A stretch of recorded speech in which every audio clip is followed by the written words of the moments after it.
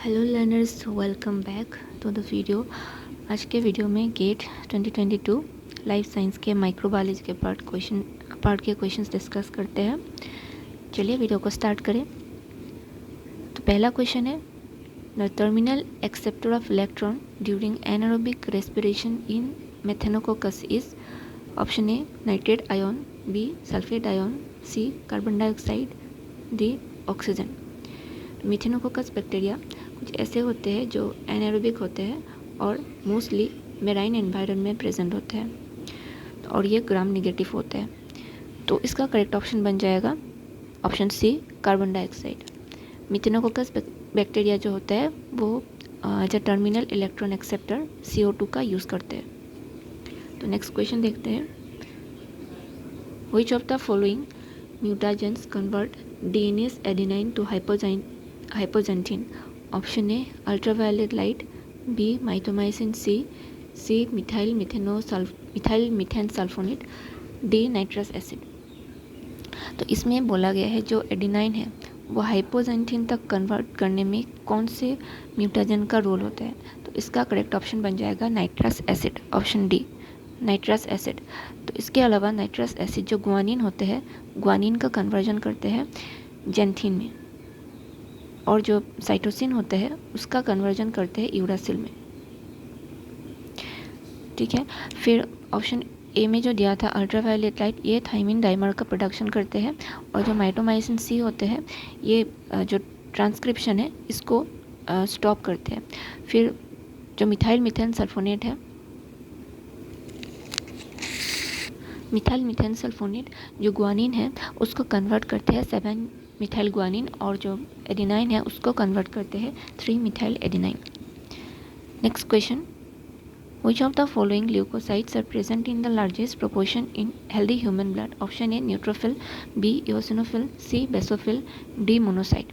Human blood में जो WBCs होते हैं उसमें जो एबंडेंट होते हैं वो कौन से WBC होते हैं। इसका करेक्ट ऑप्शन बन जाएगा ऑप्शन ए न्यूट्रोफिल। अगर हम लीस्ट की बात करें जो सबसे कम प्रेजेंट होता है वो हो जाएगा basophil. Next question, question number 4, the site of photosynthesis in cyanobacteria is option A chloroplast, B chromatophores, C thylakoids, D chlorosomes. Cyanobacteria जिसको हम लोग ब्लू ग्रीन एल्गी भी बोलते हैं, उसकी फोटोसिंथेसिस कौन से साइट पर ऑकर होते हैं। तो इसका करेक्ट ऑप्शन बन जाएगा ऑप्शन बी क्रोमाटोफोर। अगर हम प्लांट्स की बात करें तो प्लांट्स की जो फोटोसिंथेसिस होता है वो क्लोरोप्लास्ट में होता है। Next question, anti microbial activity of vancomycin is due to the option A inhibition of nucleic acid synthesis, B damage to the cytoplasmic membrane, C inhibition of cell wall synthesis, D regulation of DNA supercoiling। vancomycin जो एक होता है एक antibiotic होता है और इसका जो फंक्शन होता है उसका फंक्शन होता है inhibition of cell wall synthesis. Correct option हो जाएगा C inhibition of cell wall synthesis. Next question, phenolics acts as disinfectant by option A rupturing plasma membrane followed by leakage of cellular contents, B bond formation between adjacent pyrimidine bases, C forming adduct with amino acid and unsaturated fatty acids, D alkylation of proteins। Phenolic as a disinfectant use करते हैं और इसका main जो role होता है वो होता है rupturing plasma membrane followed by leakage of cellular contents.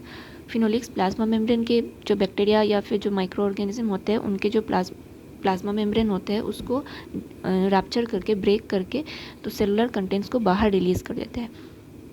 Next question, which of the following methods are used for identification of micro organisms. Option A nucleic acid hybridization, B Southern blotting, C 16S RNA sequencing, D percentage GC content. तो ये जो question है ये MSQ के section से था, multiple selected question. इस question में आपको ऑप्शन एक भी करेक्ट मिल सकता है या फिर एक से ज़्यादा भी करेक्ट मिल सकते हैं। तो फर्स्ट हम लोग देख लेते हैं तो हमारा ऑप्शन कौन कौन से करेक्ट हो सकते हैं।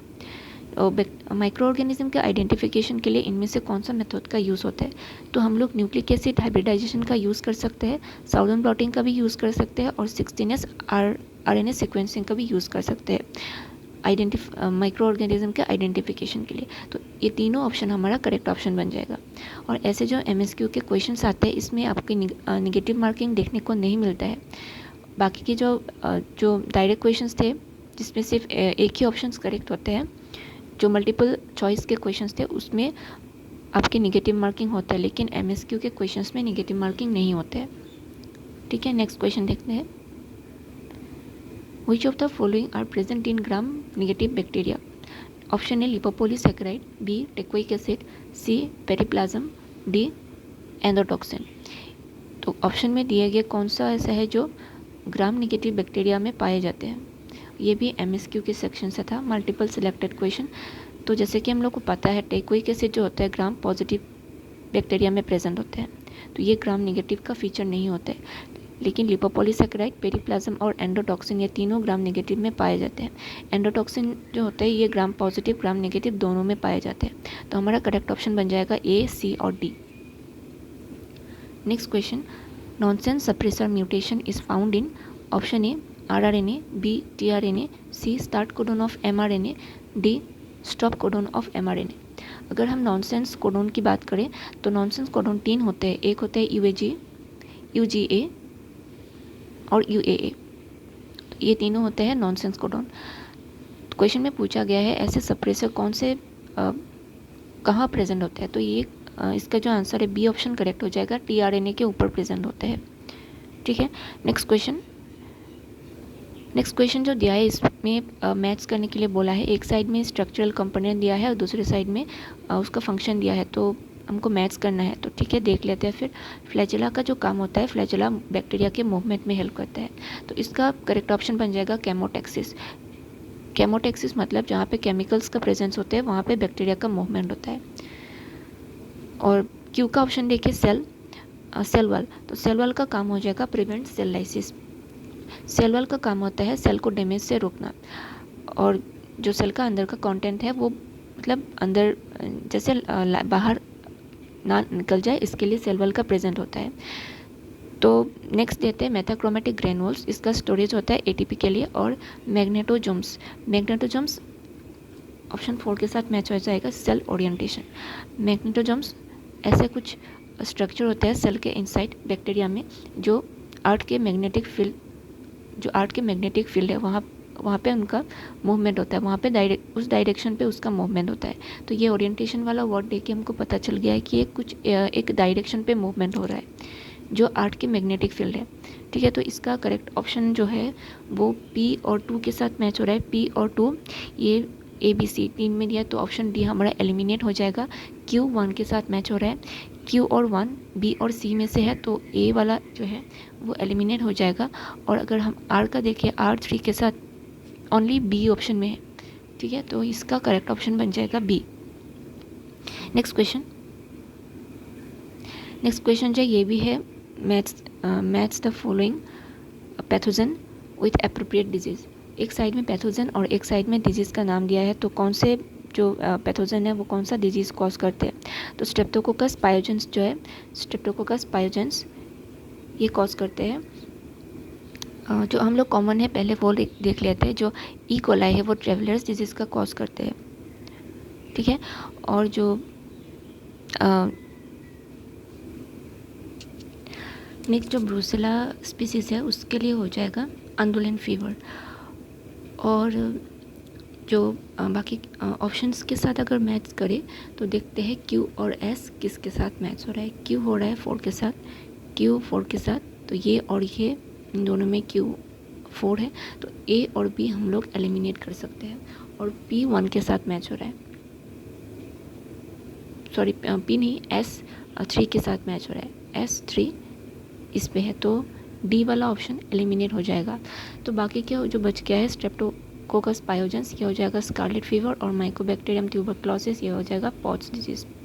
ठीक है, तो अगर आप लोगों को सारे के सारे ऑप्शंस जो है वो अगर नहीं भी आते हैं तो 2 या 3 अगर आपको आते हैं तो उनमें से आप लोग मैच कर सकते हैं। नेक्स्ट क्वेश्चन देखते हैं। The correct sequence of overall biochemical reaction which expresses the process of denitrification.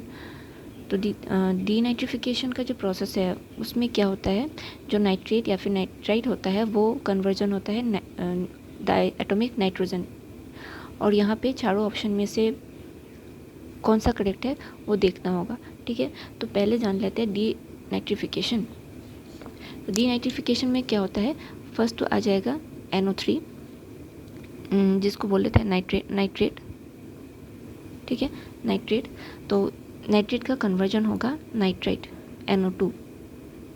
और नेक्स्ट नाइट्राइट से होगा conversion nitric oxide NO, nitric oxide. और नाइट्रिक ऑक्साइड के बाद नाइट्रस ऑक्साइड N2O। और N2O के बाद होगा N2, डायटोमिक नाइट्रोजन। तो ये जहाँ पे सीक्वेंस है वही हमारा करेक्ट ऑप्शन बन जाएगा। तो देख लेते हैं फिर NO3 चारों के चारों ऑप्शन में से है पहले, और उसके बाद NO2 सिर्फ A और B में है, तो ये दोनों ऑप्शन हमारा एलिमिनेट हो जाएगा। तो नेक्स्ट जो है NO ओनली B वाले ऑप्शन में है। ठीक है, तो ये B ऑप्शन हमारा करेक्ट हो जाएगा। नाइट्रेट, उसके बाद नाइट्राइट, उसके बाद नाइट्रिक ऑक्साइड, उसके बाद नाइट्रस ऑक्साइड, उसके बाद डायटोमिक नाइट्रोजन। और ये जो पूरा का पूरा रिएक्शन है इनमें बहुत सारे एंजाइम्स का इन्वॉल्वमेंट होता है। अगर हम लोग देखें नाइट्रेट से नाइट्राइट, इनका कन्वर्जन में नाइट्रेट रिडक्टेज का जो एंजाइम है इसका यूज़ होता है, और नाइट्राइट से नाइट्रिक ऑक्साइड, इसमें जो एंजाइम का इन्वॉल्वमेंट होता है वो हो जाएगा नाइट्राइट रिडक्टेज। और नाइट्रिक ऑक्साइड से नाइट्रस ऑक्साइड, इसमें जो एंजाइम का इन्वॉल्वमेंट होता है वो हो जाएगा नाइट्रिक ऑक्साइड रिडक्टेज। और जो लास्ट वाला है नाइट्रस ऑक्साइड से डायटोमिक नाइट्रोजन, इसके जो रिएक्शन है इसका इन्वॉल्वमेंट हो जाएगा नाइट्रस ऑक्साइड रिडक्टेज। ठीक है, तो नेक्स्ट क्वेश्चन देखते हैं। Which of the following disease are caused by family of DNA viruses. Option A hepatitis B small pox, C influenza, D rabies. तो ये भी हमारे MSQ का ही पार्ट था, मल्टीपल सिलेक्टेड क्वेश्चन, क्योंकि इनमें एक से ज़्यादा ऑप्शंस करेक्ट थे। एक तो हो जाएगा हेपेटाइटिस B वायरस, और दूसरा जो हो जाएगा वो हो जाएगा स्मॉल पॉक्स। ठीक है, इसमें जो हेपेटाइटिस D है इसमें डबल स्ट्रैंडेड DNA होता है। और अगर हम लोग इन्फ्लुएंजा और रेबीज के लिए देखें तो ये हो जाएगा सिंगल स्ट्रैंडेड RNA। ठीक है, तो ये A और B वाला ऑप्शन जो है वो करेक्ट हो जाएगा। Next question, which of the following gram positive cocci are found in biofilm of dental plaque.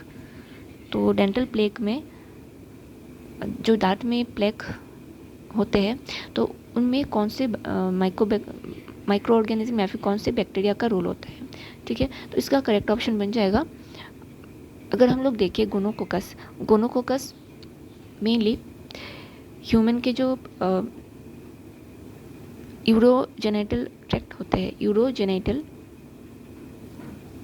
जो मेम्ब्रेन होता है उनमें प्रेजेंट होता है। और गोनोकोकस का अगर हम लोग एग्जांपल देखें तो हो जाएगा नेसेरिया गोनोरी। और ये एक डिजीज़ का कॉज करते हैं जिसको हम लोग गोनोरिया के नाम से भी जानते हैं। ठीक है, तो ये जो गोनोकोकस ये हमारे ऑप्शन से एलिमिनेट हो जाएगा, क्योंकि ये मेनली यूरोजेनिटल मेम्ब्रेन में देखा जाता है। तो नेक्स्ट जो है B और C, ये दोनों हमारा करेक्ट ऑप्शन बन जाएगा। डेंटल प्लेक के फॉर्मेशन के लिए जो बायोफिल्म में जो बैक्टीरिया रहते हैं वो हो जाएगा स्ट्रेप्टोकोकस म्यूटेंस और स्ट्रेप्टोकोकस सोब्रिनस। और लास्ट में जो दिया है फ्यूजोबैक्टीरियम स्पीसीज, ये mainly gastro intestinal tract, oral cavity और जेनाइटल ट्रैक्ट में प्रेजेंट होता है। ये जो नॉर्मल माइक्रोफ्लोरा है उनका ही पार्ट होता है। नेक्स्ट क्वेश्चन और लास्ट क्वेश्चन है, which of the following statements are true for archaea. Option A cell wall in archaea contain muramic acid and D amino acid, B N-formyl methionine is the first amino acid to initiate new polypeptide chain synthesis in archaea, C methionine is the first amino acid used during protein synthesis in archaea, D membrane of archaea contain phytanyl rather than fatty acids। तो जो archaea होता है तो पहले का जो option है muramic acid present होता है, ये वाला ऑप्शन हमारा इनकरेक्ट है, क्योंकि इनमें म्यूरामिक एसिड नहीं पाया जाता है। इनमें जो सेल वॉल का जो आर्किया के सेल वॉल है इसमें प्रेजेंट होता है स्यूडोम्यूरिन। ठीक है, म्यूरामिक एसिड और D amino एसिड ये वाला ऑप्शन रॉन्ग है क्योंकि यहाँ पे स्यूडोम्यूरिन का प्रेजेंस होता है। बी में जो दिया है N formyl methionine is the first amino acid, ये वाला भी रॉन्ग हो जाएगा क्योंकि जो अर्किया है इसके जो पॉलीपेप्टाइड सिंथेसिस का फर्स्ट अमीनो एसिड है वो फॉर्मल मेथियोनिन ओनली मेथियोनिन होता है, फॉर्मल मेथियोनिन नहीं होता है। तो बी वाला ऑप्शन गलत है, ए वाला ऑप्शन गलत है। जो ये जो दिया है सी में methionine is the first amino acid, ये हमारा करेक्ट ऑप्शन बन जाएगा। First amino acid protein synthesis का मेथियोनिन होता है आर्किया में। लेकिन अगर हम लोग बैक्टीरिया की बात करें, यू बैक्टीरिया की बात करें, तो इसमें हो जाएगा एनफॉर्मल मेथियोनिन। आर्किया के केस में, आर्किया और यूकैरियोट्स के केस में सेम होता है मेथियोनिन। ठीक है। और लास्ट का जो ऑप्शन है membrane of archaea contain phytanyl rather than fatty acid, ये वाला भी हमारा करेक्ट ऑप्शन बन जाएगा। ठीक है। तो ये भी एमएसक्यू का ही पार्ट था, सी और डी हमारा करेक्ट ऑप्शन बन जाएगा। तो ऐसे हम लोगों ने गेट 2022 के पेपर सॉल्व कर लिए हैं और नेक्स्ट वीडियो में 2023 गेट माइक्रोबायोलॉजी के क्वेश्चन सॉल्व करेंगे। Thank you so much.